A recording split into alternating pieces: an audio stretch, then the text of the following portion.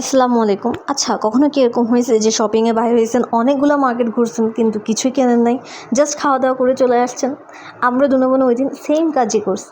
সেদিন আমরা না হলেও 3 থেকে 4টা মলে গেছি, বাট কিছুই কিনি নাই, জাস্ট 2টা লিপস্টিক কিনছি। এরপর আমরা খালি হাতে বাসায় চলে আসছি। বাসায় এসে দেখি কি, গ্যাস হোয়াট, আমার মা অনেক আগ্রহে অপেক্ষা করে বসে আছে যে তার মেয়ের শপিংয়ে গেছিলো, তারা নিশ্চয়ই কিছু না কিছু শপিং করে আনবে, সে সেটা দেখবে। তাই অনেক রাত পর্যন্ত সজাগ হয়ে বসেছিল।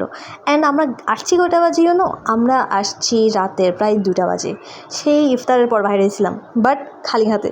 যাই হোক, সেদিন আমরা অনেকগুলো মলে ঘুরছি। খুলশি কঙ্করে গেছি, আফমির পাশে নতুন যে মলটা হয়েছে সেখানে গেছি, আফমিতে গেছি, মিমিতে গেছি, মিমির পাশেও গেছি, বাট কিছুই করতে পারিনি। কিন্তু দিন শেষে আমরা অনেকগুলো খাবার খাইছি, অনেক ড্রেস দেখছি যেগুলো কখনোই পছন্দ হয় নাই, পছন্দ না হওয়ার পরেও প্রাইস দেখছি যেটার প্রাইসও পছন্দ হয় নাই আসলে।